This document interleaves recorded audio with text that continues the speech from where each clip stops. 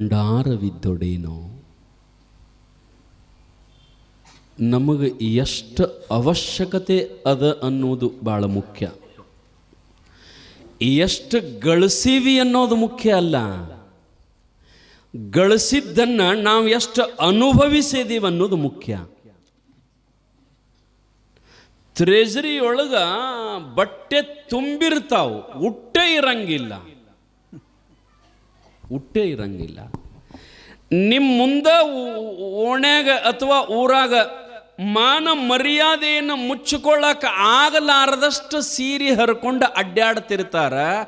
ಅವರಿಗೆ ಕೊಡಂಗಿಲ್ಲ, ತಾನೂ ಉಡಂಗಿಲ್ಲ, ಟ್ರೆಜರಿಯಾಗ ಮಾತ್ರ ಇಡೋದು ಬಿಡಂಗಿಲ್ಲ.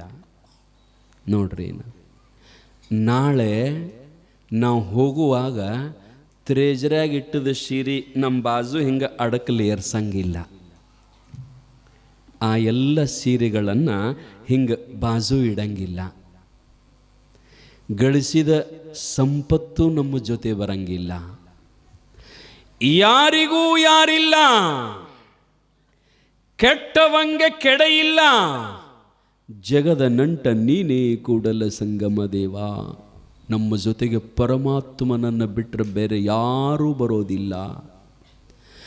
ನನ್ನ ಪ್ರೀತಿಯ ಗಂಡ, ನನ್ನ ಪ್ರೀತಿಯ ಹೆಂಡತಿ, ನನ್ನ ಪ್ರೀತಿಯ ಮುದ್ದು ಮಕ್ಕಳು ನನ್ನ ಜೊತೆಗೆ ಬರೋದಿಲ್ಲ.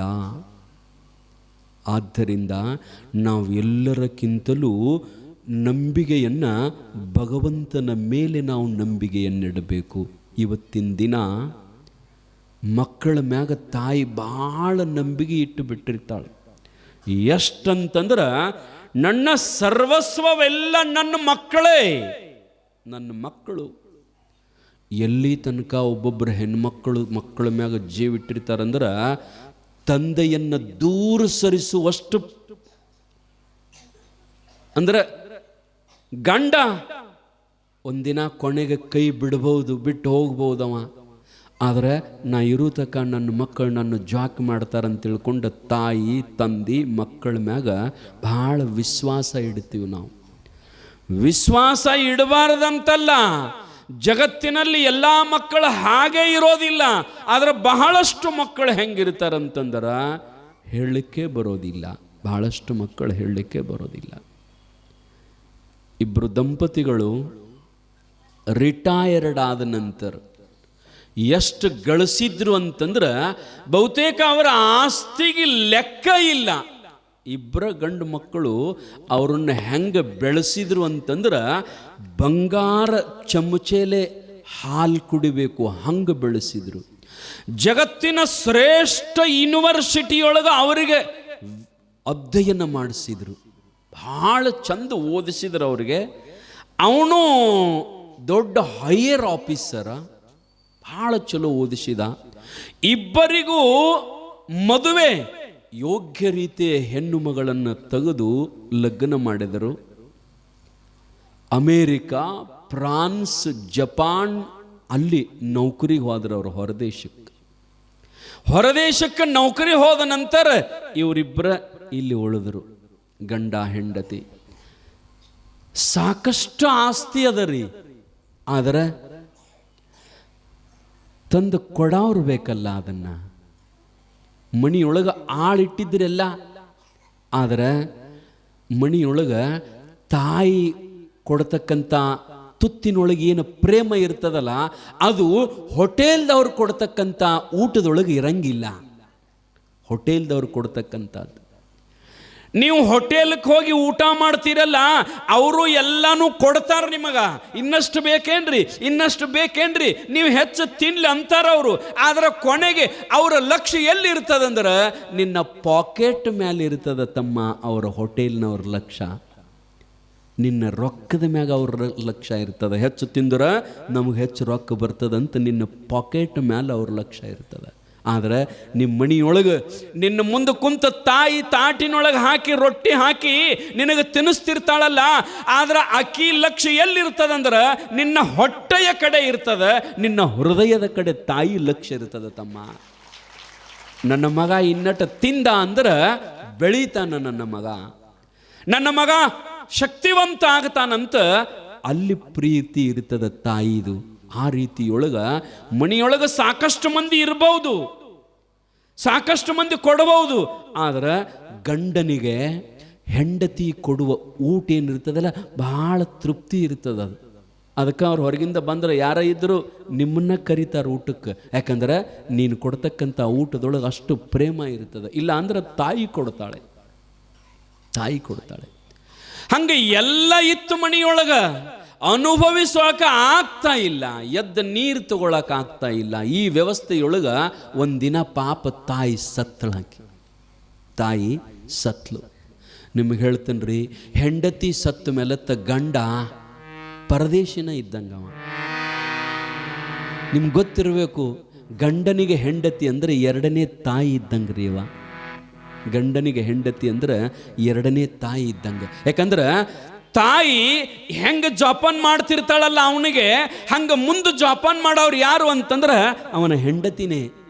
ಹಸುವಾದಾಗ ಟೈಮ್ ಟು ಟೈಮ್ ಊಟ ಮಾಡಂತ ಹೇಳೋರು ಯಾರು? ಹೆಂಡತಿ. ಹೊರಗೆ ಹೋಗುವಾಗ ನೀರು ಮೊದಲು ಎದ್ದ ಕೂಡಲೇ ನೀರು ಕಾಸಿಡೋರು.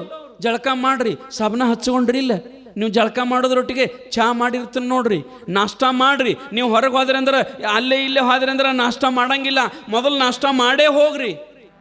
ತಯಾರಾಗುವಾಗ ಬಟ್ಟೆ ಯಾವ್ದು ಹಾಕೋಬೇಕು ಅನ್ನೋದು ಹೆಂಡತಿ ಸೆಲೆಕ್ಟ್ ಮಾಡ್ತಾಳೆ. ಇದು ಹಾಕೋರಿ ಚಂದ ಕಾಣ್ತದ. ಎಂಥ ಪ್ರೀತಿ ರೀ ಗಂಡ ಹೆಂಡತಿ. ಈ ಬಟ್ಟೆ ಹಾಕೋರಿ ನೀವು ಹೊರಗೆ ಹೋದ್ರಿ ಅಂದ್ರೆ ಭಾಳ ಚಂದ ಕಾಣ್ತೀರಿ. ಖರ್ಚಿಪ್ ಇದನ್ನು ತಗೋರಿ, ತಗೊಂಡಿರಿಲ್ಲ ಖರ್ಚಿಪ್ಪ, ವಾಚ್ ಕಟ್ಕೊಂಡಿರಿಲ್ಲ, ಫೋನ್ ತಗೊಂಡಿರಿಲ್ಲ, ಗಾಡಿ ಚಾವಿ ನೋಡ್ರಿ. ಎಲ್ಲ ಎಷ್ಟು ವ್ಯವಸ್ಥೆ ಮಾಡ್ತಾಳೆ ಹೆಂಡತಿ, ಎಷ್ಟು ವ್ಯವಸ್ಥೆ ಮಾಡ್ತಾಳೆ ಹೆಂಡತಿ. ಅಷ್ಟೆಲ್ಲ ವ್ಯವಸ್ಥೆ ಮಾಡಿ ಹೊಟ್ಟೆ ತುಂಬ ಊಟ ಮಾಡಿಸಿ ಹೊರಗೆ ಹಾಕ್ತಿರ್ತಾರಲ್ಲ, ನಿಮ್ಮನ್ನು ಹೊರಗೆ ಕಳಿಸ್ತಿರ್ತಾರ. ಮತ್ತು ಹೊರಗೆ ಕಳಿಸಿ ಬರುವಿಕೆಗಾಗಿ ಕಾಯ್ತಿರ್ತಾರ ನಿಮ್ಮನ್ನ. ಹೆಂಡತಿ ನನ್ನ ಗಂಡ ಯಾವಾಗ ಬರ್ತಾನ, ಒಂದು ಈಟ್ ಲೇಟ್ ಮಾಡಿದ ಅಂದ್ರೆ ಫೋನ್ ತಗೊಂಡು ಎಲ್ಲಿದ್ದೀರಿ, ಬಿಜಿ ಅದಿರೇನು? ಮತ್ತು ನಾ ಹೇಳೋದು ಇದು ಚಲೋ ಪ್ರಾಮಾಣಿಕ ಹೆಂಡತಿದ. ಮತ್ತು ಒಂದೊಂದು ಹಂಗೂ ಇರ್ತಾವೆ, ಬಂದ ಕೂಡಲೇ ಏನು ಕೆನಾರ ಮಾಡು, ಅವು ಭಾಳ ಕಡಿಮೆ, ಭಾಳ ಕಡಿಮೆ.